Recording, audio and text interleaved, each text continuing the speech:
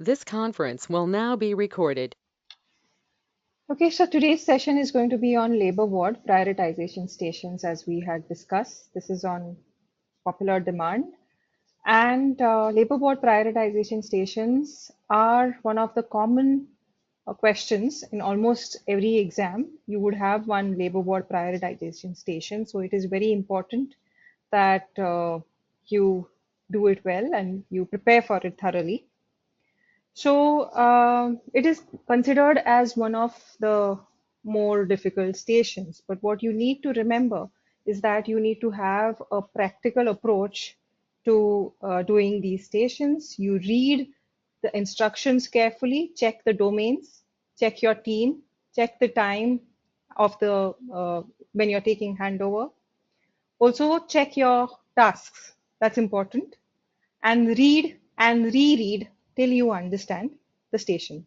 All the rooms, it's important to understand the rooms and have a practical approach. Imagine yourself walking into your labor room and what would you do for your patients in your day-to-day practice. That is something that you would need to consider. It is basically a practical approach.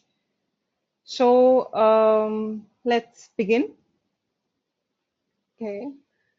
Um, I would need a volunteer for the stations. But before that, I would just take you through the tips and tricks of approaching a station. All right.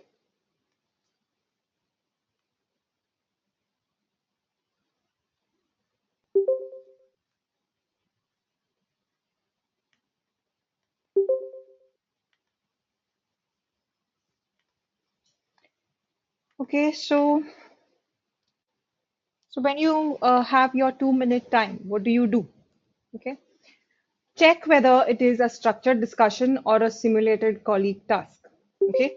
Not all labor ward stations are structured discussions. This is something that you need to remember because when it is a simulated colleague task, it would differ from a structured discussion in the sense you are the ST5 there taking the labor ward handover, and you would be seeing either a midwife or your colleague or your consultant there. So you have to act like the ST5 approaching the labor ward, or the going through the labor ward board. Okay, so that is simulated colleague task. So the first thing that you need to make a note of is whether the station is a structured discussion or a simulated colleague task. The way you start the station differs. Rest of the station, the management, etc., would be almost the same, but the way you start the station would differ. When it's a simulated colleague task, you act like you are the ST5. While in the structured discussion, you would just start by saying, I am so and so, one of the candidates for the exam. I'm ready for the structured discussion. Simulated colleague, you say that I'm the ST5, I've taken the handover of the labor ward, and I believe you are so and we can go through the ward together and make management plan. That is how it would differ. Rest of the task would almost remain the same. Read the domains carefully. Information gathering is sometimes may not be there, but if it is there, you need to understand that you need to gather information in such a manner that you would cover the important points in each of the rooms, the important additional information that you would need to know to in order to be able to manage the patients in each of the rooms, and that would be a separate domain. So it is important to concentrate on what domains are being asked. Read the task. It may not always be prioritization. It would be sometimes explain, they would ask you to explain management in each of the cases, and wherein you would have to just go room by room explaining the management in each of the cases. If it is prioritization, it is important that you prioritize and go ahead with the task. Okay. Know the time of the day that you are in. I mean, for example, it would be given to you whether you are seeing the patients at 8 a.m., you are taking handover, etc. So that's important to know because sometimes when the duty changes, the previous duty colleagues or your consultant may be around to help you around. You need to know your team well so that you can assign tasks appropriately. Other additional information that may be given to you, like whether an ICU bed is available, whether a consultant is there, already available in the hospital, or he's approaching, etc. All such information should be noted because it is important when you assign tasks. Then, as you read the task, what do you do in the 2 minutes? So, particularly so when it is a prioritization station. As you read the task, you would have a notepad with you, right? This is your face-to-face exam, so you would have a notepad with you. What you need to do is you need to look at the task for each of the tasks, read the task, and against write the number of the room or the room number, and against that write if it is urgent, non-urgent, semi-urgent. What do you think it is? Depending on what the task is saying or what the rooms are, what information is provided to you in the rooms. So what happens is when you enter the station, when your 10-minute period starts, you can just look at your notepad and pick out the urgent rooms and start talking about those first. That is very important. Of course, you would have your task attached to the table as well. So you would get to see the task even while you're answering. But when you have this prioritization prepared on your notepad, you can just have a look at it and see which rooms you have marked as you and proceed with those rooms first. That's important for you to understand. All right. So I think we'll proceed with the tasks. Can we have a volunteer, please? Ma'am, may I try? Rekha. Dr. Rekha. Okay, hi. All right, you could. I'll give you your task and start your 2 minute time period. Mhm.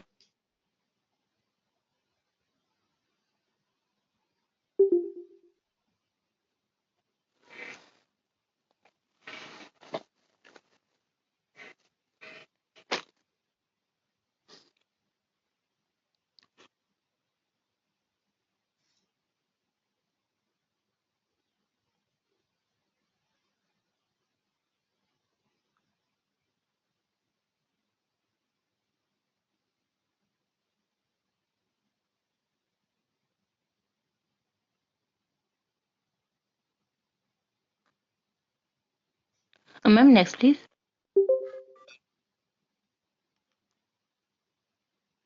Sorry. Yeah.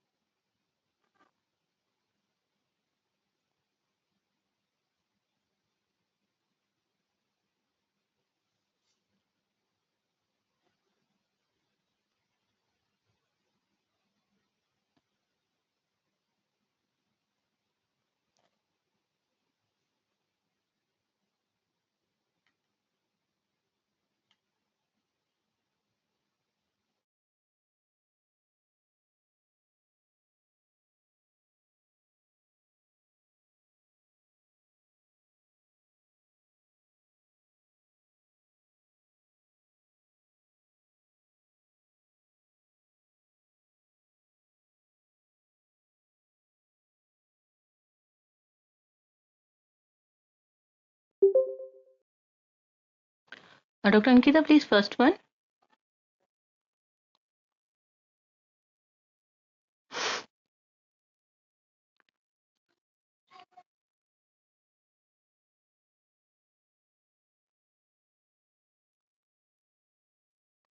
Okay, ma'am, next one.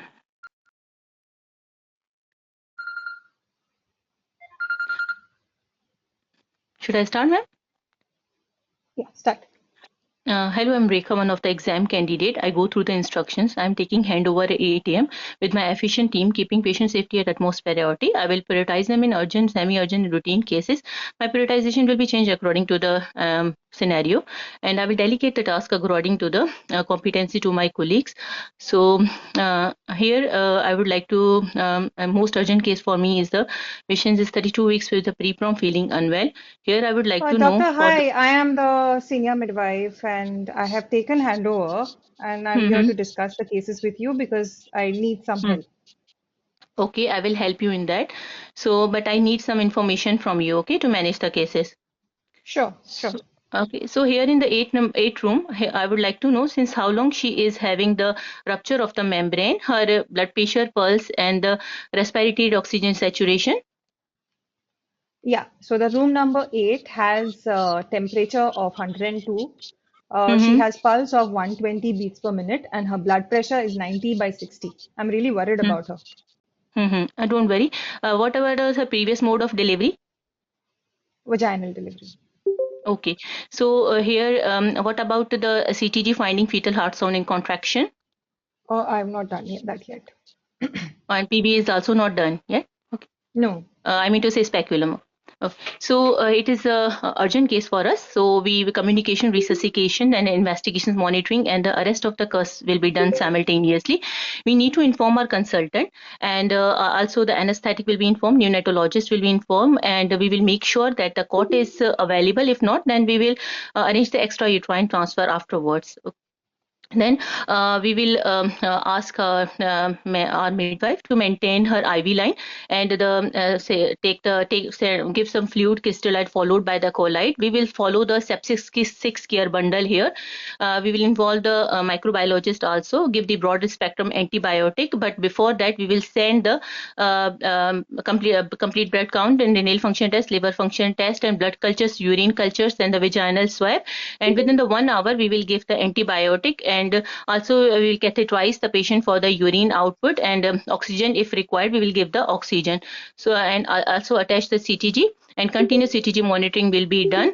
Once the patient is stabilized, we will take the decision of the delivery regarding the her Bishop score. Okay, am I clear? Yes, yes. So then we will go here, room number 10. I would like to know about since how long she is fully dilated, and CTG is pathological for how long? She's fully dilated for half an hour and CTG is pathological. Okay, so here I would like to know about any risk factors in this patient. No risk factors. What about the contraction and the vaginal findings? Oh, I mean to say Yeah, that good the station contractions. 5, position. 4 and 10 minutes are the contractions, and she is vertex at +1, direct occipito anterior. Okay, so still we have the time. We will take some conservative measures. Have you taken any conservative measures? No, not yet. Okay, so we will rule out first acute event. Either there is any cord prolapse, bleeding, and meconium stem liquor.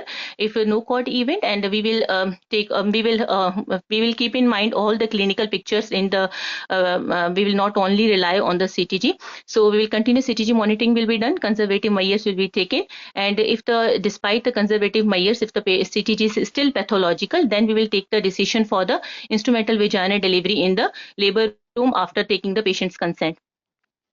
Then room 1, patient is 38 weeks with unbooked patient, Ghana. She is diagnosed HIV in the labor. Here, I would like to know that what about her viral load and CD4 count? We do not know because we have just diagnosed her as HIV positive. Okay, so here any per abdominal and per vaginal examinations findings are available? No. Okay, so we send the viral load and CD4 count, and we will do the continuous monitoring, and we will take all the precautionary measures to prevent the HIV transmission. And membrane should be delayed rupture should be done, and we will, according to the bishop, we will take the uh, uh, decision regarding the mode of the delivery. And room number 2 is 30 weeks with the complaining of the abdominal pain.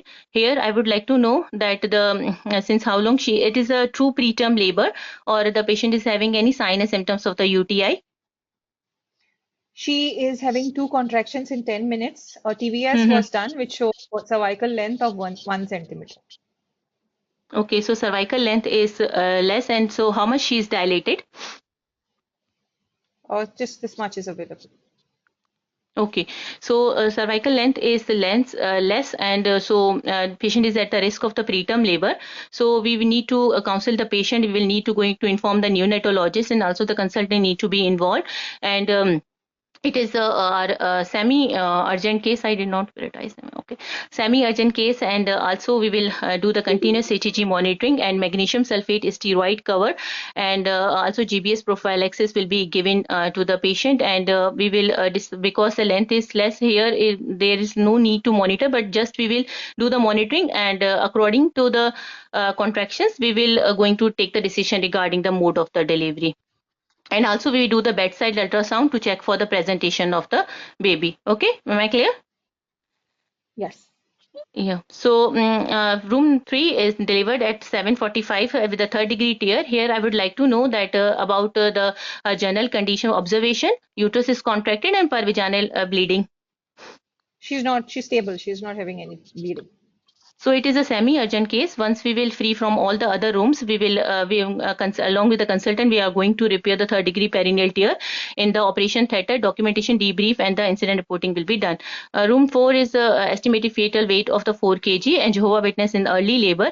So here a patient is also para 4 plus 0. So here we need to, here I would like to know about the her observation, and here we also check for the what about her CTG, fetal ultrasound and contractions. No further information. Okay, so here we need to check the Jehovah Witness. We will counsel the patient regarding the postpartum hemorrhage, and also the active management of third stage will be done, and we will make sure that we have the liaison with the intraoperative cell salvage and the Jehovah Witness, and if the patient is accepting the intraoperative cell salvage or not. And here is the patient is early labor, so we just do the 4-hourly vaginal examinations, and the and the CTG will be attached to the patient. And previous to cesarean section in the labor, 3 centimeter dilated, asking for the VBAC. Here I would like to know any planned, agreed, I mean to say that in the antenatal period, any plan was discussed with the patient. Yes, she's counseled for VBAC. Okay, here I would like to know about her observation, blood pressure, and the pulse, and the scar tenderness. Currently, she's stable. No scar tenderness. Okay, so we will observe the patient, and here we should inform the consultant because there is a risk of the rupture when she take the decision for the VBAC. And according to the consultant decision, patient decision, if she accept that she will going to accept the rupture, accept, and we will respect the patient wishes, but the consultant need to be involved in this. Delivered 7:30 with the one blip and disease. Here I would like to know about the her general condition, observation, uterus is contracted. Yes, she is bleeding 2 liters in the past 30 minutes. So it is our urgent case, and in the last 30 minutes, what you have done? We have just checked her observations, and we have found that her observations are pulse is 130 beats per minute and blood pressure is 80 systolic. So it is our urgent case. So I need to go myself here. I'm communication, resuscitation, investigations, and rest of the cause will be done simultaneously. I'm going to inform my consultant, and I will follow the major obstetric hemorrhage protocol and maintain the double IV line. Give the crystal followed by the colloid and keep the patient warm, lie flat, and crystal followed by the colloid. Blood will be sent for the cross matching, and we will make sure that the patient is not Jehovah Witness, and complete blood count, renal function test, liver function test, coagulation profile will be done. If the cause is atony, we will start with the rubber and catheterize the patient, and start with the oxytocin infusion and carboprost ergometrin after ruling out the contraindication, tranexamic acid, misoprostol, and we will take the consent for the examination under the anesthesia after ruling out the coagulopathy. Then the Brabby brass sutures and the stepwise devascularization stectomy will be the last resort. And room 7, patient is 4 centimeter dilated, previous neonatal death in view of the GBS. She is 36 weeks and para 2 plus 1. Here I would like to know about her general condition and what about her CTG findings and contractions. No other findings available. So it Yeah, is your time is up. okay, fine. Okay. All right. So, how are you feeling? What's your reflection? Ma'am, I basically forget about the task delegation also, and also I leave the rooms also. Yeah. All right, all right. Not a problem. You, as far as your station was concerned, the various important points that you had to do, or you identified your priority, the urgent cases, and most of the points you managed to cover, the safety points. Yes, so delegating task is important. So in the 2 minutes Yes, ma'am. time, did you write in your notepad which are the urgent rooms ST3. and which are the semi-urgent rooms?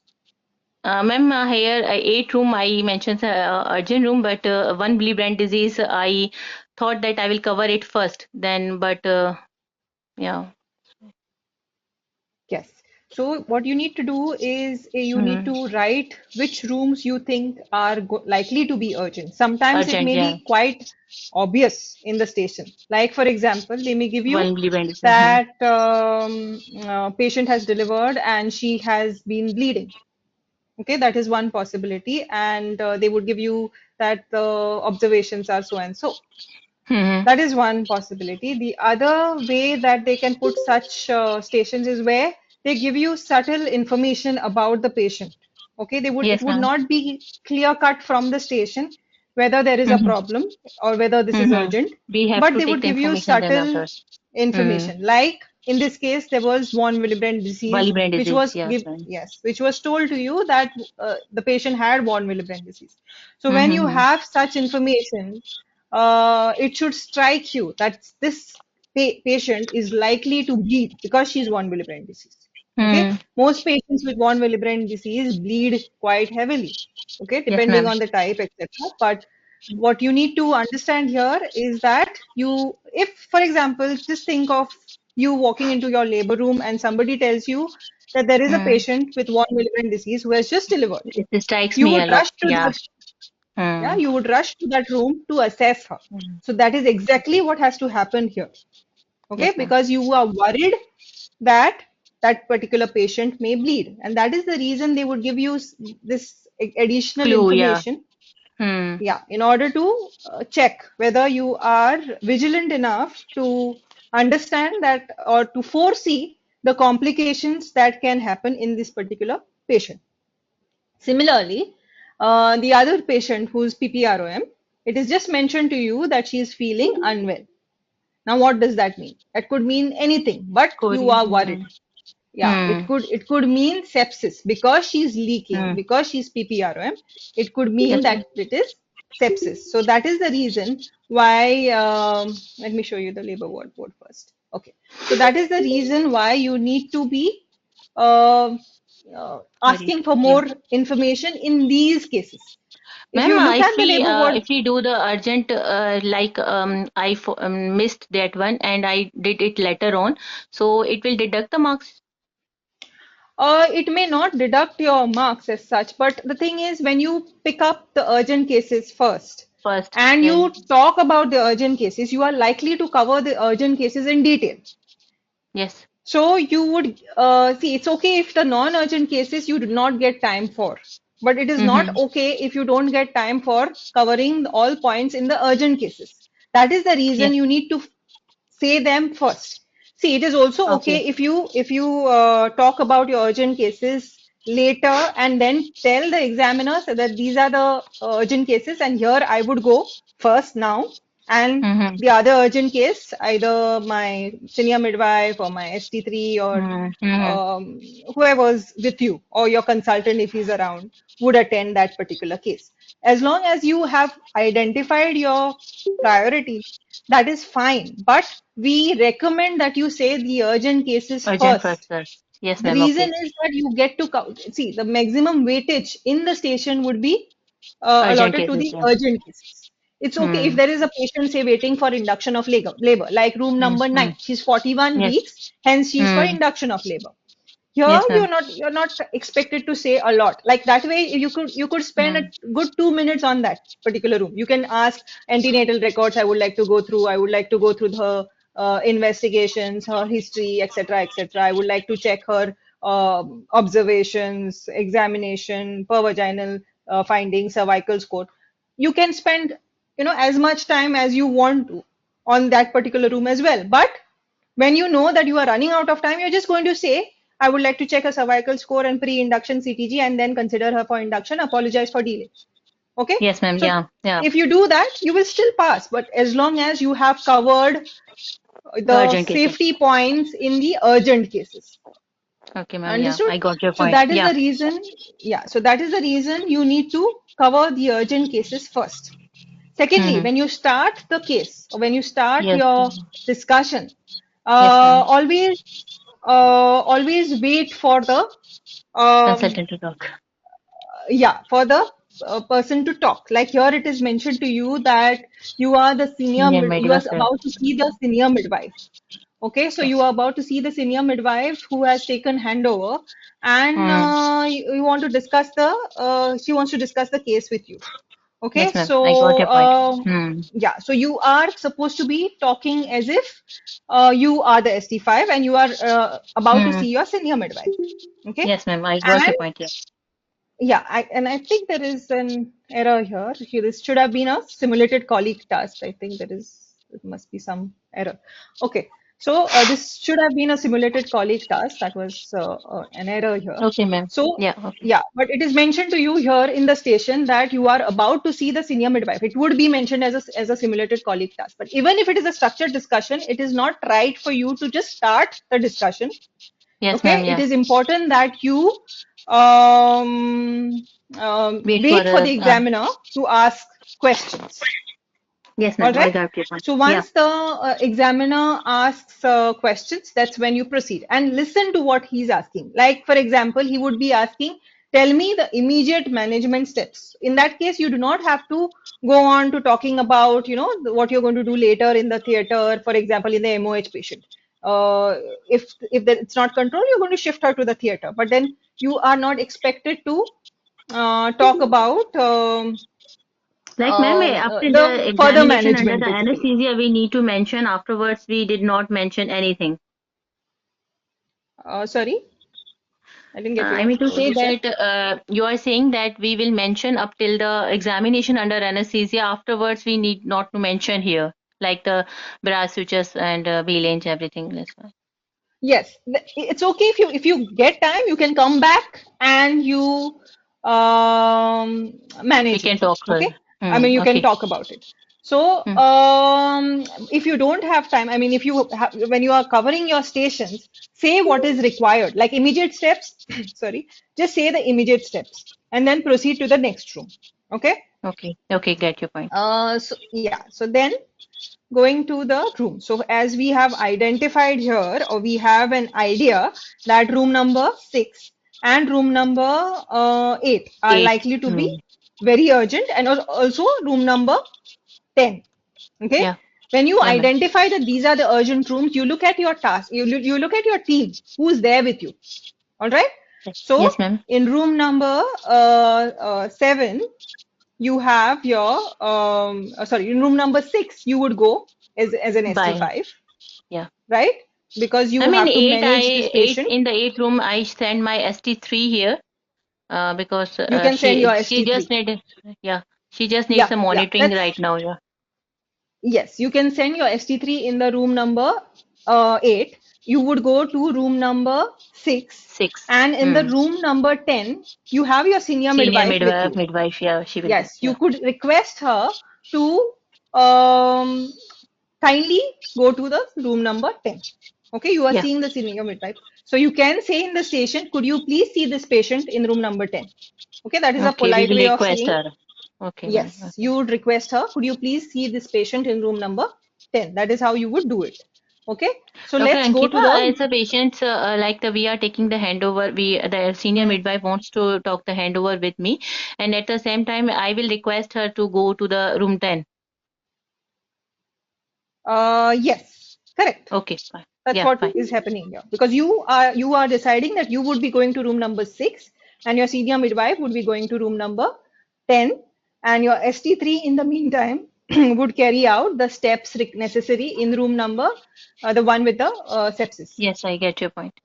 Ma'am, Okay. here if we just I missed the room number 9, so how much the marks they are going to deduct, and they were going to uh, No, room number 9 is the one which is having induction of labor, right? Which is for yeah, induction of just a labor. routine So I case, yeah. Yes, so I don't think you would lose marks if you just skip that particular room. Okay, it is fine to not be able to cover the entire station. Okay, the Hmm. entire labor ward. Okay, the Okay, board. ma'am. So it Yeah. is absolutely fine. That is why urgent rooms first, because the weightage is Yeah. I maximum to got the your point. urgent. Yeah. So it is fine, right? So first, Yeah. let's go to room number 6. Okay. So in room number 6, let me share it. Okay. So she has lost 2 liters in 30 minutes. Okay. Hmm. Yeah, ma'am. What you could do instead of asking questions like, "What have you done?" Mm-hmm. See, ultimately, it is an exam. Yes, ma'am. Okay. So the examiner is trying to check how much you know. Instead of asking the senior midwife, what have you done so far? You have to Hmm. tell the senior midwife, see, this is what we need to do. Okay. Because, ma'am, I So, was thinking that the 30 minutes has already passed, so she may yes, start see, a medical yeah, treatment. Yeah. correct, correct. Ultimately, this is an exam, right? So, it is not going to be, the senior midwife is not going to tell you, I've started oxytocin because you are being assessed for the various points that you say. It has to come from you. That is the reason why the it's better to start with. See, this is for this particular patient. She has lost 2 liters. I would like to activate Okay. the MOH protocol, and you say what you want to gather, what information you want to gather. You say it.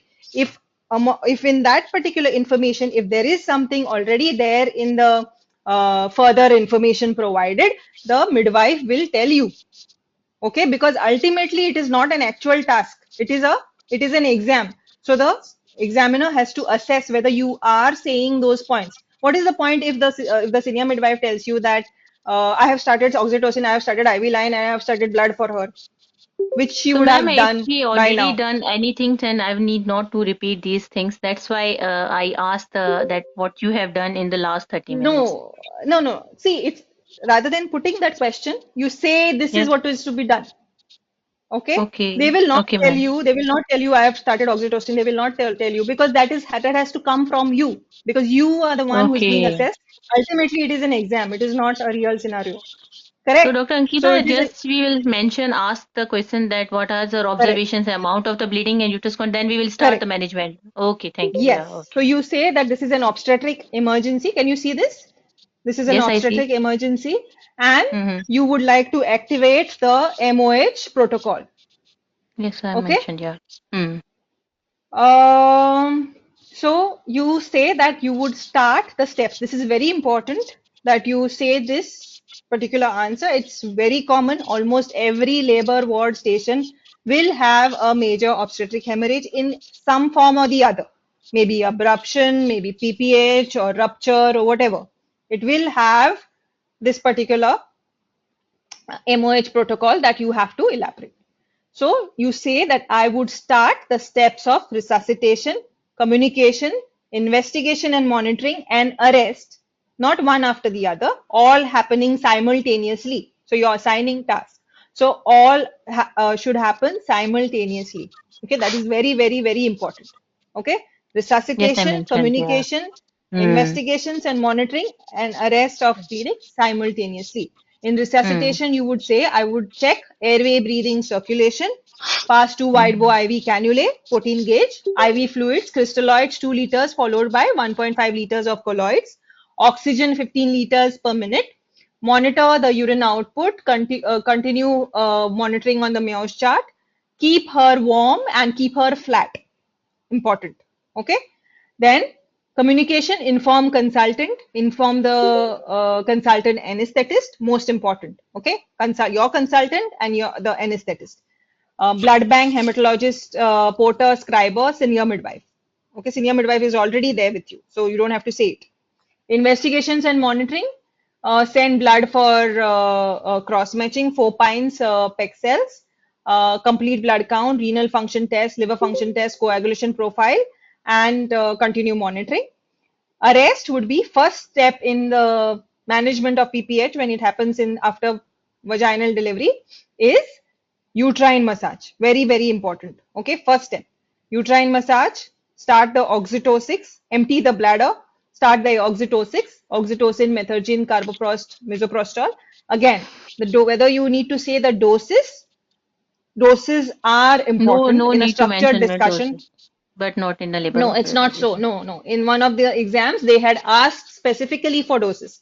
What you can do is this. Yes, ma'am. You mentioned that I would start oxytocin in stepwise method, oxytocin, methergine, carboprost, misoprostol, and examine to rule out traumatic PPH. And if doesn't get control, you would shift to the theater. Okay. After this, what you can do is you can say that you can complete your task. If you get time, you can come back and say the doses. Because in a structured discussion, it is important to know the doses. Secondly, Hmm. in some tasks, the examiner actually asks doses, okay, in the Okay. exam, in the real exam. So Okay. but the thing is, it was a different kind of labor ward task wherein Hmm. you did not have to talk a lot on the other rooms. Okay, Hmm. so it depends on what type of labor ward task it is. Sometimes they will just ask you, go through the labor ward board and tell me what you're going to do in each of these rooms, and then they would ask you questions as you proceed. And in that case, if they ask you a question, okay, tell me the dose of oxytocin, methergine, then you have to know the doses. Okay, that is important.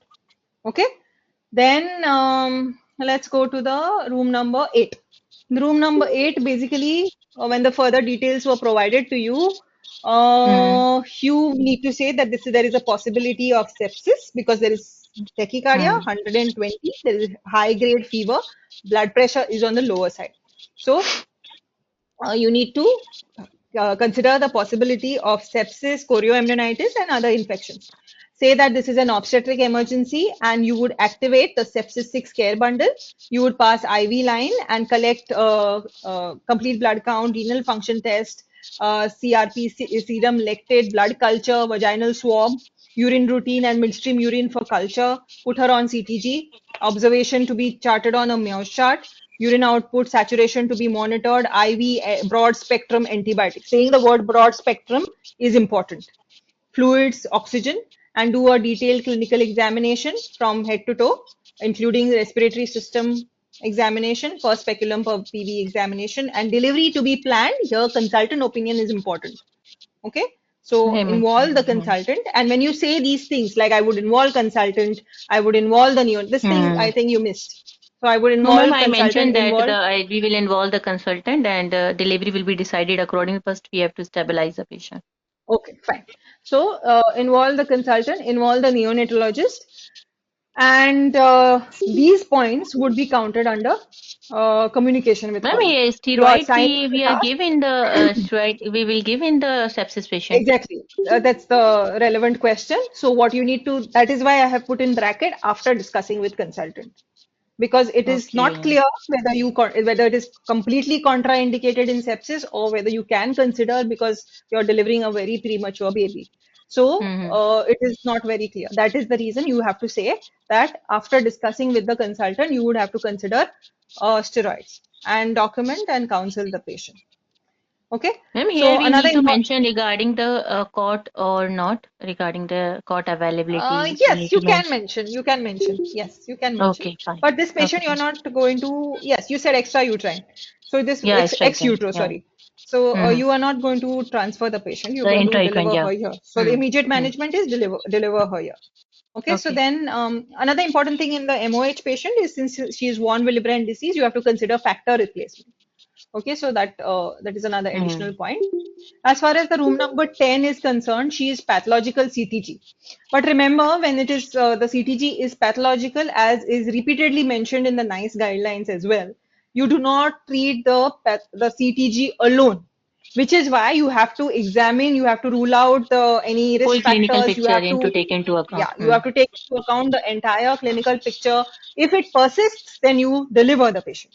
Okay, that Hmm. is why you need to say all these steps. You first thing is exclude any acute event like cord prolapse, suspected placental abruption, suspected uterine rupture, and that may need immediate intervention. Perform a full risk assessment and full set of maternal observations taking into account the whole picture and document.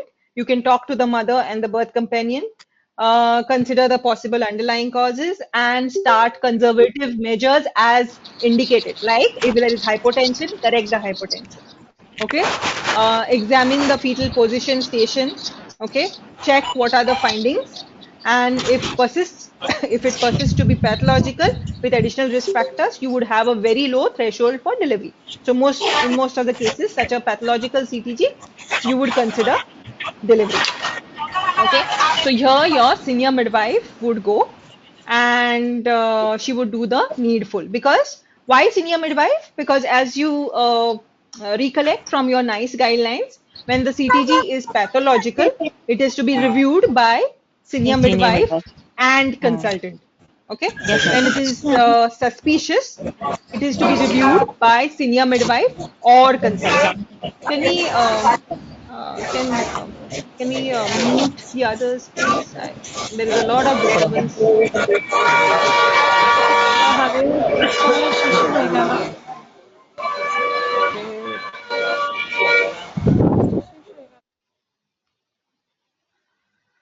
Okay, I've muted everyone. Dr. Rekha, you can unmute yourself if,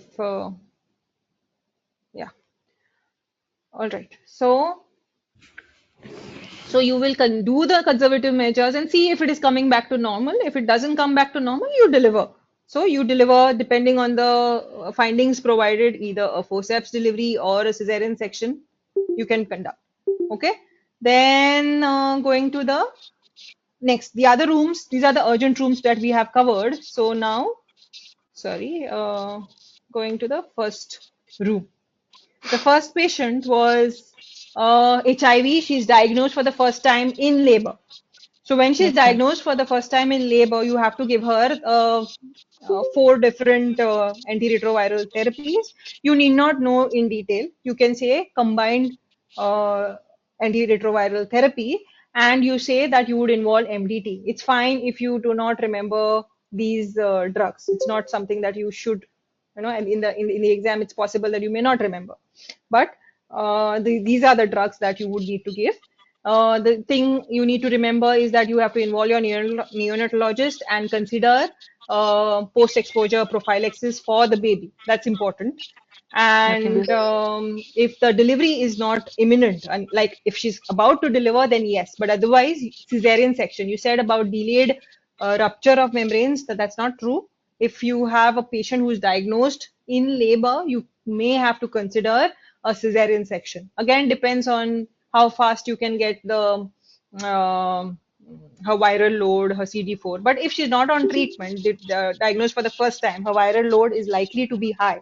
So you would need to say here that you would consider a cesarean section, involve a multidisciplinary team, including the HIV specialist and your consultant. And you also need to just make a mention that decision about breastfeeding and long-term treatment for the infant and the mother and infant feeding has to be considered. Since she's from Ghana, another important factor that you need to consider because she's in labor is if there is any evidence of FGM and other sexually transmitted infections you may need to screen. Okay, so whatever is relevant for the labor process is what you need to mention. All right. Now, the next patient. The next patient is in preterm labor. So, for diagnosis of preterm labor after 30 weeks of gestation, if it is not in established labor, what the NICE guidelines mentions is you need to do a TVS. So what you need to say is if you have suspected labor, like she is having uterine contractions, for example, and you cannot really make out on per speculum if she's in advanced labor, you need to consider a transvaginal scan. Okay. So if the transvaginal scan reveals that the cervix is shorter than 1.5 centimeters, you can diagnose preterm labor. Okay. So here you need to check for history, a type of pain, bleeding, as you mentioned, whether there's what type of pain, whether it is associated episodic, whether it is associated with contractions, etc. Examine in the presence of a chaperone with consent and do an obstetric examination. Per speculum is what is recommended for preterm. When you suspect preterm labor, first do per speculum examination. If you cannot make out the dilatation, then you have to do a PV examination. and TVS examination if she's not in established labor. And findings are suggestive of established preterm labor. Then you need to consider tocolysis, steroids, magnesium sulfate in established labor. If she goes in established labor, then you would start magnesium sulfate, even GBS profile exists, confirm whether the bed is available, counsel her, and involve the neonatologist. See, these are certain common scenarios that are asked in the labor ward station. So what you could do is you practice saying these things. If this has to, even if you're woken up from sleep, you should be able to say tocolysis, steroids, magnesium sulfate, and this blah blah blah. Okay, you need to know doses. Okay, doses is also important, but again, it depends on how big the station is. If you think that you can complete, please say the doses. Okay. Then the next patient is a third degree tear, and here you need to check whether the patient is stable, etc. And you need to shift her to the theater for inform the anesthetist. Again, this comes under communication with colleague. Inform the theater staff, counselor, and take her consent. Here you can send your midwife for now, but you would need to, and antibiotics would need to be offered, and you need to call your consultant for the suturing, or depending on how the situation is then. Okay, so that's why I've added the point consultant there, that because somebody senior would need to suture this case. Then there is the next patient who is multi-para. She's having a big baby, 4 kg baby, and she's a Jehovah's Witness. So you need to check her advance directive, whether she's taking this decision under any duress, what blood products she has a reservation for, whether the risk of PPH has been explained because she's multi-para, I mean grand multi, I mean para 4. So interventional radiology, cell salvage techniques, whether autologous blood transfusion is acceptable to her, previous baby weights, because this baby is big, because there is a risk of obstructed labor and rupture because she's a multi, okay, and risk of obstetric hysterectomy. All these things you have to explain to her. And then the next patient was the lady with previous 2 scars who had cervical findings 3 centimeters. She's already she has opted for VBAC. So what you need to do here is you review the consent for VBAC. You tell her about the risk of rupture, which is greater than as compared with a single scar, and review her notes. May need greater risk or morbidity if she needs an emergency cesarean section, so the likelihood of which is more. Keep her on a continuous CTG, IV line, and blood for group and safe. Okay, this is what you need to say. So I think with that we have covered. Okay, there is a lady with previous GBS baby whose baby expired because of GBS. So what you need to say here is you need to consider IV benzyl penicillin after the onset of labor, and every 4 hourly 1.5 gram until delivery. What's important to mention here is allergy. If she's allergic to penicillin, whenever you mention a particular drug that you would be giving in a structured discussion, of course, when you talk to the patient in a simulated patient task, you always have to ask history of allergies. But in a structured discussion, you may miss because you're talking to the examiner. So whenever you mention a drug that you would give, you need to say, I would rule out allergies. Okay, so this is something that you need to remember. Other than that, the room number 9, as I told you, is basically for induction. So you just do a pre-induction CTG, cervical score, blood for group and safe. Okay, so that would cover. And what since there is information gathering, I mean, yes, of course, in information gathering you have covered the necessary information in each of those rooms. But since you asked me, okay, what more what have you done, etc., I had to give you the little bit of information. It would have been better if it had come from your side, so that you get those points for on information gathering. In addition, since certain history is always important in all the rooms, like allergies, medical diseases, other previous surgeries, BMI, blood group, reservation to blood transfusion is important in all rooms. What you can do is, if you manage to finish the station, okay, which is a possibility, it's not impossible. If you manage to finish the station, you can just say that in all the rooms, I would like to check their antenatal records. I would like to inquire for those in labor. I would like to inquire about their pains, frequency, measures for pain relief, pulse, temperature, blood pressure, urine analysis, vaginal loss, obstetric examination, and all these additional important history that is needed. And not everything, not family history, all that is not necessary right now. What is important is medical diseases, allergies, BMI, blood group, etc. You can say it in the start of the station. Somebody is asking the question. You can say it in the start of the station, but the worry is that you may not be able to finish the station. So what you can do, and this is important, but it's okay if you skip this part. Okay, so you can do it in the end. You just say that in all the patients, this is what I would like to gather in addition to already what is asked. Okay, all right, is that clear? Any further questions? I think we'll take in the end or on the group. So, can we have one more volunteer for the second task that we have for today?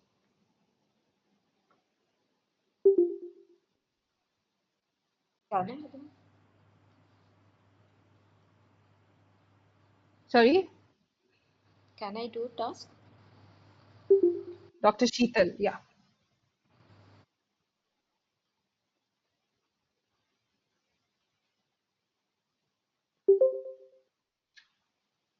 Okay.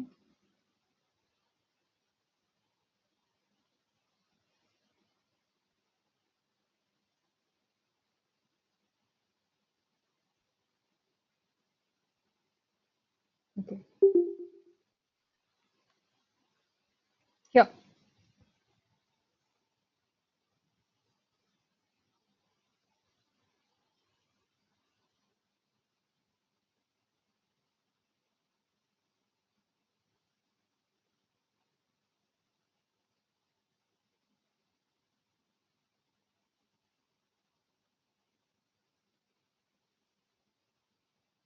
Next page, please.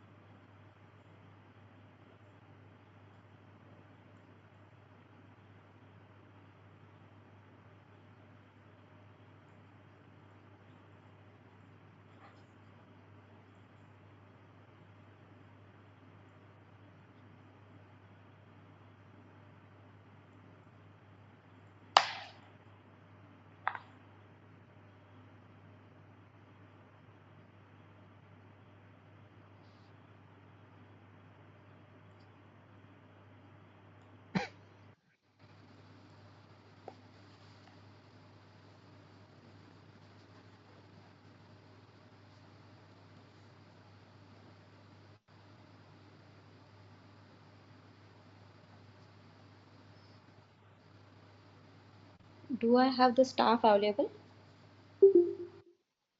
This is the question. No, the labor room staff available.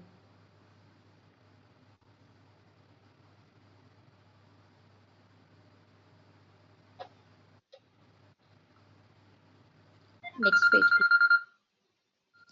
please. Yeah, you could start. Hello. Hello, I'm Sheetal ST5. I have taken the handover. I have gone through the case scenario. I am aware of the availability of my staff. Keeping the all patients safe, I will prioritize my room as routine, semi-urgent and urgent and assign the task according to their competency and the availability. My no, Okay, so first I patient. would like you to tell me what information you would like to gather, what would you like to do immediate management in each of the cases, and assign priority to the tasks. Okay. I will go room wise. First is the dichorionic twin pregnancy IUFD diagnosis 32 weeks. I am aware that SCABU is not available. So, do I have the additional information whether she is in labor, what is her CTG findings, and what is the presentation of the first baby, and about her observations? Patient is in early labor, but CTG findings are not available. Okay, so she's 32 weeks. I need to stabilize the patient, and then I need to arrange the in utero transfer. Considering SCABU is not available, I'll inform a neonatologist, liaise with the NICU team as well. So I will go ahead and will do the bedside scan to make sure what is the presentation of first baby. One twin is IFD, whether it is twin one is IFD. So irrespective of the presentation of the first twin, we can go ahead, decide the mode of delivery later on. If second twin CTG is fine and there are no concerns, I will consider steroids. If she is in established labor, then I cannot do in utero transfer, then ex utero transfer should be considered. Otherwise, I will stabilize the patient, arrange the beds, and the patient should be shifted as in vitro. Second patient is, do I have additional information for second patient? First What is the further midwife. information? She can go and assess the patient. It's semi-urgent. Whether she is in labor, what are her observations and what are her cervical assessment. It is already mentioned that she's in labor, and that is the information that is available. What further information would you like to gather? Okay, this is semi-urgent room. Midwife can go and assess the patient. I would like to review her notes to see her hemoglobin and check out her blood group and rule out Jehovah's Witness. And according to her risk of the patient, she can be on CTG monitoring or intermittent auscultation, and the partograph monitoring of the labor can be done. Third patient is 39 weeks, second stage of labor, pushing for 30 minutes. So I need additional findings about this patient. What is her CTG findings, and whether there is any concerns about the CTG, and whether she is in epidural. Her CTG findings reveals that her fetal heart rate is 160 beats per minute, baseline. Reduced variability, late decelerations have occurred for the past 25 minutes. Vaginal examination shows the head is at the ischial spines in occipito-posterior position. There is no caput or molding. What would you do? Okay. This is the pathological CTG. So myself, I'll be going. It is an urgent case. Explain the patient about to need to expedite the delivery. It's pathological CTG. I will do the conservative management, take the CTG picture as a whole, and do full clinical assessment, and do the conservative management, change the position, correct hypotension if any, correct the hydration, and we'll see if the CTG is improved. If no, then I need to expedite the delivery, explain the patient, take the consent. She will be for the trial of the instrumental delivery. With written consent, shift the patient to the theater, reassess again, can go for the instrumental delivery, either forceps or vein tubes. If unsuccessful, then she will be for the emergency second cesarean section. Of course, I will inform my consultant in this.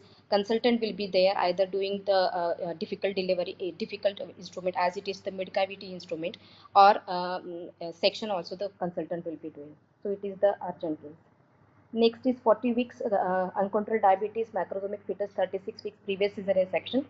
Do have the additional information about her sugar monitoring and about the expected birth weight of the baby, previous how was the baby's outcome, and whether she has been consulted for the VBAC. Okay, could you repeat what investigations, what further information would you want? I want to know about her, whether she is planned for the VBAC, and what is the estimated birth weight of the baby, and what is the CTG of this patient. CTG shows absent heart sounds, and ultrasound is done, which is showing absent heart sounds. So this is the case of intrauterine fetal death. So I need to be sensitive and judgmental, have the midwife involved the bereavement team and discuss with the patient. And we need to, after breaking bad news, we need to do all the investigation to make sure there is full blood count, coagulation screen, and also rule out the infection, abruption, and also the rupture uteri, which can be the causes of IUD. And all this, they are ruled out, then patient should be induced after stabilizing the patient, and afterwards sensitively discuss postmortem findings, postmortem examination also with her, and arrange the funeral and other things. Bereavement counselor should be involved in this case. And also diabetologist should be involved, and hourly monitoring of the blood glucose in labor as it is uncontrolled sugars. Next is delivered by VBAC, fainting, faint. Room 4 will be the urgent room, semi-urgent room. Midwife can go and I can see the patient later.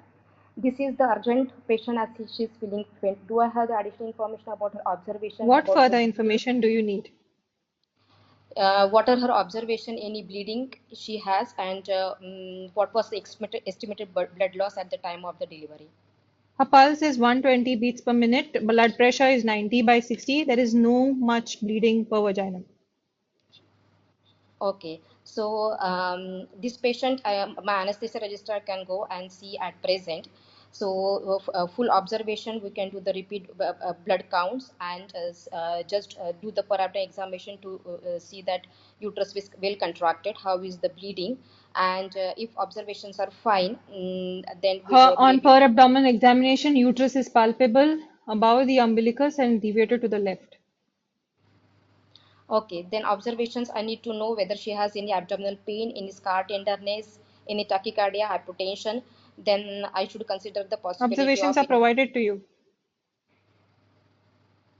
Okay, so she has tachycardia, pulse is 120. So I need to rule out whether she has any scar rupture post delivery.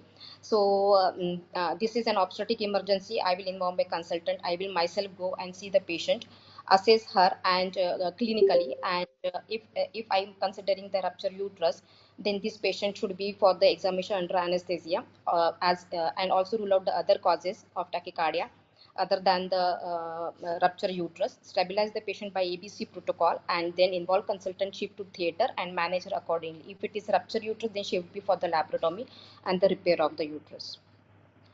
The next patient is undiagnosed breach in labor, 4 centimeter leaking. So I want additional information about what is the presenting part of the first What baby, additional information do you need?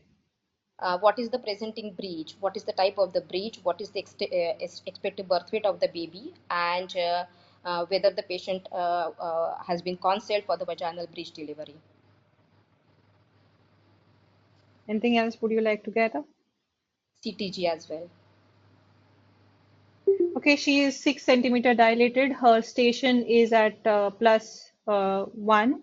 She is in frank breech position. Okay, so I can go myself and consult the patient. She looks like a good candidate for the vaginal breech delivery. Counseling should be done about the benefits of the vaginal breech, and then CTG monitoring should be there. Draw the labs and continue, and she should be allowed for the vaginal breech. Spontaneous vaginal breech and assisted vaginal breech. Trained midwife who has signed off as competency for the vaginal breech delivery should be there with her. Avoid augmentation with the oxytocin as that indicates that the delay in the labor, and have low threshold for the cesarean section. And consider antibiotics as there is the leaking. Next patient is vaginal examination shows cervix dilated 6 centimeter effaced, 39 weeks primary. So I would like to know about her observation, about her uterine contraction frequency and duration, and what is the presentation of this patient, and the membranes are ruptured or they are intact. Her uterus is contracting 4 in 10. The head is 1 centimeter above the ischial spines. The membranes are ruptured and the anterior fontanelle and the supraorbital ridges are palpable. Fetal heart rate is normal. Okay, so this looks like the case of the bro presentation. However, as the station is -1, but CTG is normal. So I would like to ask my midwife to have continuous CTG monitoring observation as per protocol, and we can actually wait for the progress of labor. With that, there can be change in the position, and the bro can. Okay, fine. All right. So, what's your reflection? Uh, So we should ask the specific questions, not like additional information. What we would want, we Yes, should ask. exactly, because it's your exam. So if you're going to ask me what further information, and I give you the information, what is the point? Information gathering is assessed for you. I mean, you are being assessed for information gathering. I'm not the one who is assessed for information gathering. So that is the reason you need to say the specific points. Unless and until you say the specific points in the station, you would not be marked for information gathering. Okay, you would not get a tick in the examiner's answer key. You should remember that the examiner has an answer key with him, and in the answer key, there are these points which are there. And as you say in the station, the examiner is going to mark. So if the one who is conducting the station or the task is going to be telling you the information, you are not going to gain anything for information gathering, right? That is why I kept asking you, so what information do you want? You should be telling me what information you want, and then I would proceed. Okay, so that is how it should be. And again, the same mistake that the previous candidate had done, you started the station without me putting the question first, and your team is not mentioned here. So you don't have to ask. You're not going to get to talk to the examiner, and the examiner is not going to look at you in the exam if you ask questions there. In the 2 minutes time, you're going to be staying, waiting outside the cubicle, reading the task. So when you are reading the task, you cannot be going in and asking the examiner, is the team mentioned? It's not mentioned. So you don't have to assign tasks to the team. Is the task saying you need to assign tasks to the team? No. The task says you need to assign priority to task. You need to gather the relevant information, and you need to formulate immediate management plan. So you have to do these three important things.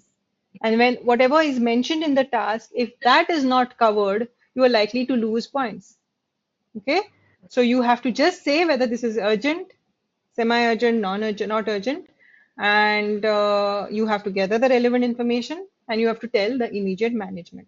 So for gathering the relevant information, you would be assessed under information gathering domain. Assigning priority will be safety, and in the immediate management, you will have the rest, the other three domains assessed. When you communicate with somebody, it would be under communication with colleague. When you take a decision and you describe a management, then maybe under applied clinical knowledge. And if it's a safety point, then it would be under safety. That's how you are marked. So it's important to understand that what task is mentioned is done by you. Okay, so that's what is needed for you to do. As far as these patients are concerned, the first room, if you notice, was she has been diagnosed with IUFD at 32 weeks. She is currently 36 weeks, the DAMC twin. So right now, unless you're taking her for a cesarean section, which may be likely, then maybe you need to consider giving her steroids. But as per the newer guidelines, you need to consider steroids after 34 weeks if after explaining to the mother, and having explained that there is a risk of neonatal hypoglycemia, and the benefit after 34 weeks is only reduction in to the neonatal unit for respiratory distress. So here, even if you don't mention steroids, is fine, because here you are yet to decide about her plan. Okay, so whether it is going to be a vaginal delivery or it's going to be a cesarean section. Now, vaginal delivery with first twin IUFD is not entirely safe, because you need to understand the position. Say, if the baby is big and in a favorable position, you've done the scan of the second baby, then yes, but otherwise it may not be wise to just straight away consider this patient for cesarean section. And there are other things that you need to check for the second baby, whether you have ruled out anemia polycythemia syndrome, which is possibility, whether you have prognosticated regarding neurological morbidity, whether an MRI has been done, whether there was any SGA, whether a fetal medicine opinion has been taken. So there is a 26% chance of neurological morbidity, which has already occurred at the time of IUFD. Here you also need to know her CTG, her cervical score. You need to know complete blood count because she's twins. Group and save again because she's twins. Coagulation profile, obstetric examination and ultrasound to know the fetal position presentation. Twin 2 presentation. Keep the blood available and IV line, and consider cesarean section. But once the decision of cesarean section is taken, then that's a different story. You need not say in utero transfer for her, because she is 36 weeks gestation. Okay, then the next can you see my screen? Okay, no, I think I was all right. So the next room is a patient with thalassemia trait. So she is what I asked you again. What further information? What is information that you would further gather is her hemoglobin because she's thalassemia trait. They have mild anemia. Blood availability has to be checked, and her partner status, because if the partner is a carrier, you may be delivering a baby who is thalassemia major, and you have to inform the neonatologist about this, which is why it is important to gather this particular information, the partner status, to know the risk to the fetus. Other than that, routine intrapartum care and blood, of course, depending on the hemoglobin level, you would consider IV line, etc., blood availability, active management of third stage of labor, all that. All right. Then the next patient. The next patient is again case of she's in second stage of labor, and her the station is at the ischial spines, that is 0, and she's occipito-posterior. And she's having reduced variability. She's having a fetal heart rate of 160, and she's having late decelerations. Do you think it would be safe to consider an instrumental delivery here if the CTG doesn't recover, which is less likely that it would because there are multiple components that are abnormal. Okay, so you do the Trial. conservative management, etc., everything you try, but you have to review, and most likely you would take her for delivery, isn't it? But would you be considering an instrument? What is safest for her?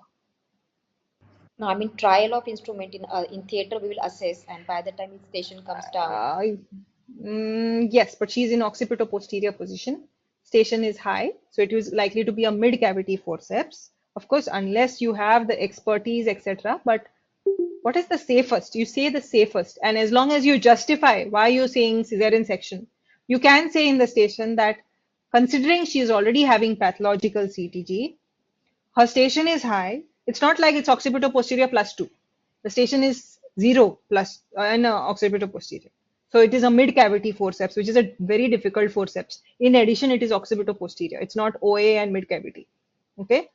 Uh, because you're worried that the CTG is pathological, what you need to say is that you need to consider her for a cesarean section because it may be safer as compared with a trial of instrument in theater followed by a cesarean section, which may worsen the outcome for the baby. Okay, so it is better, it is safer. Okay, here you cannot be thinking in terms of guidelines strictly.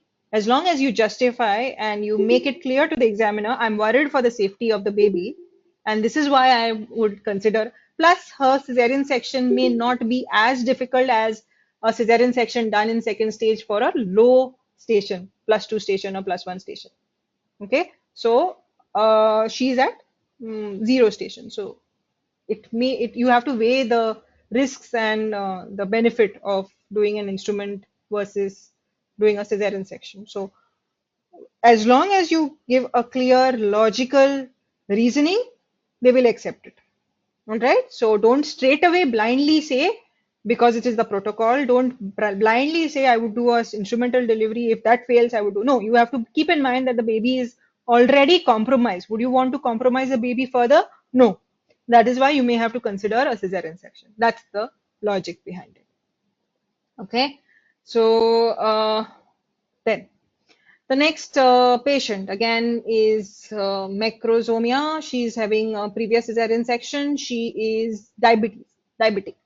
So what are you going to do? And she's having absent fetal movements. So what are you going to do? First thing that you're going to, I asked you twice, what is the further information? Further information. First is fetal heart sounds, right? With your stethoscope. Then the CTG, then the ultrasound, or you could directly do an ultrasound if you're not getting a fetal heart sound, right? So that's what you need to say. That is presence of mind. So, okay, there's a patient who's come. Imagine the patient coming to you in your labor ward. You will obviously, anybody would put a stethoscope on the abdomen. So you imagine that and say those things. Okay. So fetal heart sound has to be checked. Ultrasound has to be done to confirm whether it is actually IUFT or not. If it is IUFT, then you have to discuss the management, BBN, call a companion with her diabetic status has to be looked into, and labor diabetic management has to be looked into. Coagulation profile, MDT, diabetologist, consultant involvement, mode of delivery with the pros and cons have to be decided, risk of obstructed labor because she's a big baby, rupture because she's previous cesarean, shoulder dystocia, tear, perineal tears, vis-a-vis risk of cesarean section, taking her straight away for cesarean section and its effects on the future pregnancy. All this would have to be discussed. You also mentioned that you would like to rule out abruption. It's not wrong, but here there is she's macrosomic, she's diabetic. It appears there, as though there is an obvious cause for the IUFT, but it's not wrong if you say that you would like to rule out abruption. Okay. The next patient. The next patient is the lady who has just delivered following VBAC. So when you asked for the observations, I gave you the observation. I did not give you any further information because I wanted to check whether you are telling me what else you would want to do. Correct? So I told you that the pulse is 120, blood pressure is 90/60. You asked me if there is any bleeding. I said there is no significant bleeding. What you need to keep in mind in a patient who is just delivered with the previous cesarean section is the possibility that there could be a rupture, right? A rupture postnatally also can happen, and she may be bleeding intra-abdominally, may not be bleeding so much per-vaginally. So you need to immediately say, I would like to check the abdomen. Okay, yes, for the tenderness, for the uterus. And here it is mentioned the uterus is palpable above the umbilicus and it is deviated towards the left. So what does that mean? There is a possibility that there may be a hematoma, like a broad ligament hematoma. Typically happens when the scar that gives way extends into the broad ligament, resulting in a rupture of the vessel and collection of blood that results in a hematoma. All right. So again, declare that this is an obstetric emergency. So when you say such words, it will capture the examiner's attention and he would know that you're going on the right track. It's important to say these important terminologies that you use in the station. So this is an obstetric emergency. I would like to activate the MOH protocol. Very important. Okay. Again, just like in the previous station, say resuscitation, communication, investigation, and monitoring and arrest all have to be done simultaneously. Under resuscitation, the same points that we discussed earlier. Communication, again the same points. Investigation and monitoring, same. Arrest would be different here. Here you cannot say I would give oxytocin. Here you need to say, because you're suspecting rupture, you would need to, maybe you would do a bedside scan just to have a look as to what exactly is happening.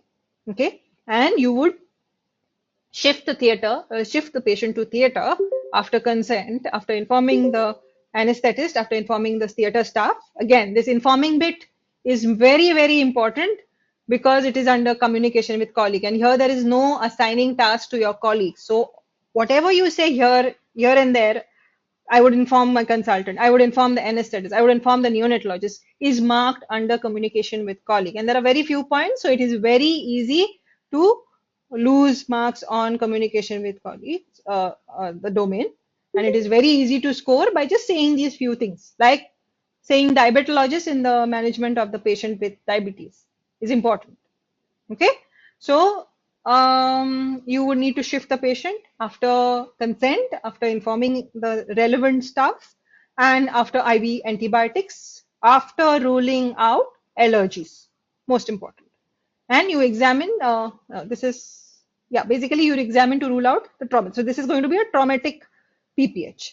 Okay, then the next patient is breach, and there are various things that you assess in case of breach presentation. Okay, which I wanted you to say, which is why I asked you what else, what else, what else. So you have to assess what is the fetal weight like, what is the attitude. You can do a bedside scan to check an attitude like a extended head is considered a factor that goes against vaginal delivery. The type of breach per vaginal, you need to understand what is the dilatation, Where is the state? And these are important points in information gathering. If you don't mention, you cannot just say, I would like to know her per vaginal findings. Understand it's a domain that you are being assessed for. Understanding how domains are assessed is important for part 3. That is how we help you to know how your marking happens. Because after, if you have answered everything, and if for example you say you know your score in this particular station, and you wonder why you got 0 on information gathering, that is because you just said I would like to do a PV examination. While in breach you have to say the specific things. In any case, what you would like to know, you have to say. You would like to know the cervical dilatation, the station, most important, station, what type of breach, exclude cord prolapse. You would like to know the CTG, offer an apology as it was an undiagnosed breach, and you have to say that you would review based on all these findings whether she would be for a vaginal delivery and cesarean section, because you cannot take the decision. You would have to involve your senior, and ultimately you have to take the consent of the mother. Okay, if she is willing to go ahead with a vaginal delivery, if there is expertise available for breech delivery in your hospital, that is what you need to look into. All these points would be relevant in this case. Okay, so what you need to understand is that you are being marked. So don't ask open question like, okay, tell me these findings. No, what findings specifically do you want to know? That is what you need to understand, right? The next room was, the head is 1 centimeter above the ischial spine, the membranes have ruptured, and you can feel the anterior fontanelle and the bridge, supraorbital bridge. So you know this is brow, and you did a good job, very good. You said that you would consider her for, monitoring, because there is a possibility that if it is brow, it can flex as it is coming down. It is 1 centimeter above the ischial spine, right? So it can come down. If the contractions are good, it can come down and it can start flexing, and it can change to, yeah, or it can extend. It can change to either vertex or it can extend to face. There is a possibility of delivery with vertex as well as face presentation. So this is something that you need to keep in mind and say that you would ask for the CTG to be continued, good, and reassess her in 4 hours. Okay. Then the next patient is these cases you did not reach. So basically, can you tell me what you would do in these cases? 28-weeker, para 2 and preterm labor. So I would like to know whether what is the uterine contractions, frequency and duration of uterine contraction, what is the cervical dilatation, and what about her availability of NICU is not, cords are not there, and about her observations and membrane status. Right. So basically, you need to understand that it's mentioned to you that she's in preterm labor. She's 28 weeks, and it's already provided that there is no bed available. This is where that further information, additional information comes handy. So here you need to talk about considering in utero transfer, but you would also say tocolysis and magnesium sulfate, and depending on her findings. Okay, her per vaginal findings.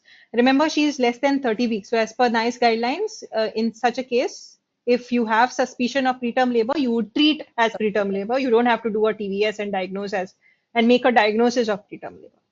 All right, so you would treat as preterm labor, but you would do a per vaginal exam. If you're shifting her elsewhere, you have to do a per vaginal examination just before shifting her to another hospital.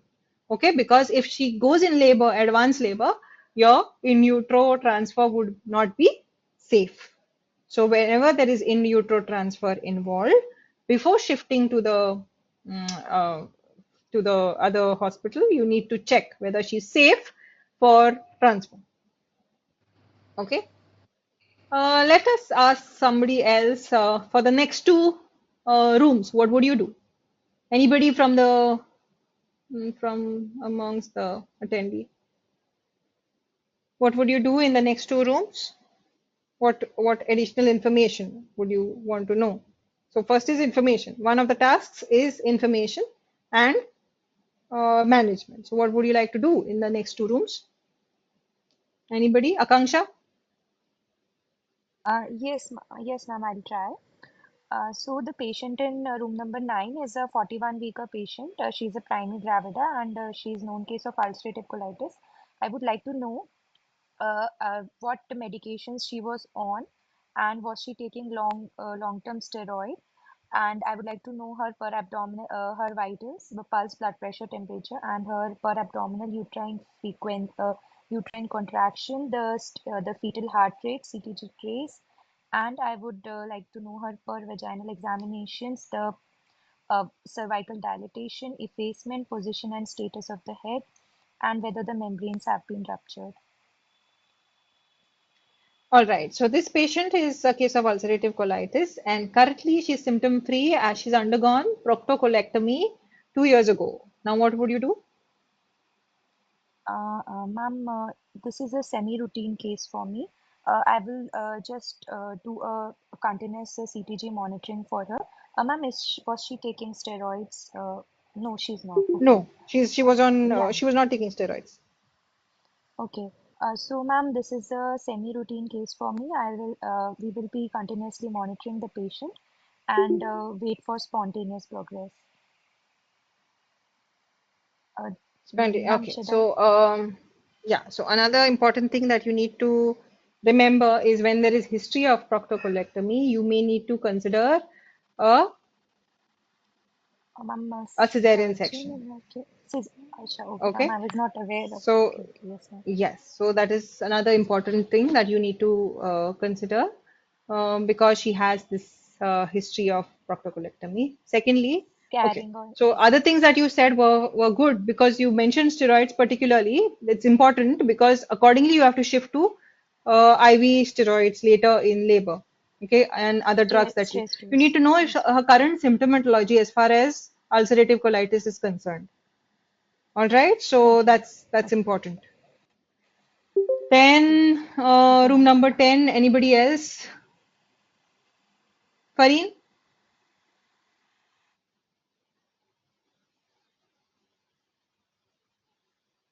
Dr. Madangi? Ma'am, ma'am, if no one is doing, I can do. Yeah, yeah, please do. Okay. So the patient is room number 10 is a 40-week primary gravida. She is having herpetic lesions. So first, I would like to know, is this a case of a recurrent herpes or is this a primary herpes? And ma'am, may I know She's a that? case of, she had recurrent herpes at 34 weeks. Okay, so I would like to know if she is taking acyclovir at the moment. And since this is a preterm recurrent herpes, so we can wait for her to go, wait for her. Ma'am, may I know I would like to know additional information regarding the pulse, blood pressure, and a per abdominal examination of uterine contraction, fetal heart rate, and per vaginal examination, cervical dilatation, effacement, position, head, and whether the membranes have ruptured. She is in early labor, observations are normal, no other significant findings. She's contracting 2 in 10. Okay. Membranes have not ruptured. As she's at 40 weeks at the moment, and she is a candidate for vaginal delivery. She is a semi-urgent case for me, and we will she has a very low risk of transmission to the baby, so we will be continuing her normal care, and we will just follow whether we'll just make sure that uh, we'll make sure that she does not ma'am, now we are not doing fetal blood sampling and all that, so we'll not mention this now. Yes. Because it No, has been no, removed you'd from the see. guideline. No, you don't have to mention all that because here it is not indicated right now. As long as it is Yeah, not yeah, yes, ma'am. indicated right now, you have to just say the immediate management, isn't it? You don't have to talk about what could Yes, happen ma'am. in the Yes, ma'am. future. Yeah. Yes, ma'am. Yes, ma'am. So basically, she has history of herpes at 34 weeks. Understand that because sometimes the labor ward board may be in this particular format where there would be one column telling you the parity, one column telling you the gestation, and then there is the description, and you need to read and check what is the gestation at which she got that herpes and now what gestation she is, because otherwise it can be confusing. Okay, so that's important to know whether it was a recurrent episode of herpes or she got a primary, because primary episode, even now, she would be for a cesarean section. But if it was a recurrent episode of herpes, yes, you have to give her suppressive therapy, whether it was started or not from 36 weeks is what you need to check, one thing. And you cannot be saying you can let her, it is safe for her to go for a vaginal delivery. What you need to say is there is a 0 to 3% chance that the baby can have herpes, and this has to be counseled, or the patient has to be counseled about this risk. Even the 3% chance of herpes may be perceived by the patient as a big risk. And if she thinks that she wants to go ahead with a cesarean section, you may have to do so, correct? Because of the risk. So you Okay, cannot be ma'am. saying Okay, that got it. we can let her have a vaginal delivery. Okay, so you need to say what is most Okay. important is you need to give the relevant information and counsel the patient. Okay, give the necessary information to the patient so that the patient can make an informed decision.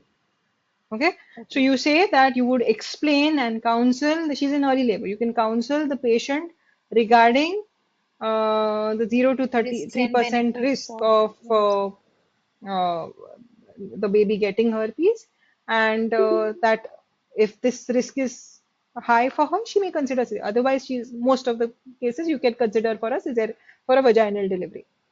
Okay, so counseling is important. Don't take decision for the patient. You to give the relevant information. Of course, unless it is something that the patient is demanding, which is completely unreasonable and unsafe, then you cannot say, okay, fine, I will agree with you. But if this case, like in this case, if the patient thinks that 3% chance is a big risk, then yes, you have to consider that for the patient. All right. So counseling is important. Okay. Yes, ma'am. Thank you, ma'am. All right. So, yes, that was the second station for the day. And I can see that there were a lot of queries, and I think Dr. Uma has been answering a lot of queries. Mm, can Okay, I can. Somebody has asked if patient was not on acyclovir from 36 weeks. Acyclovir is given in 36 weeks because it may reduce the shedding of the virus, but it is not like if acyclovir is not given, you can. I mean, you need to consider for a cesarean section. The risk is not greatly increased of the baby having the disease. Okay, so you can do the same counseling even if acyclovir was not given. Okay. All right, any other questions?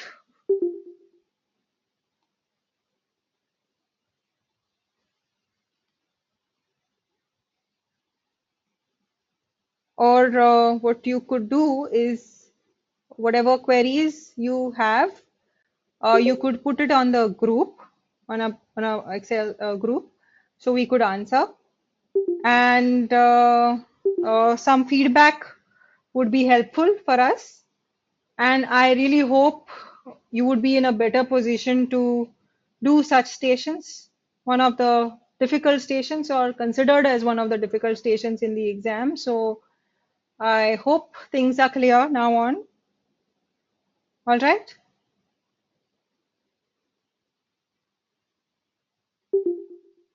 Okay. So good night, everyone. Please keep practicing, and you would do fine. Okay. All the best.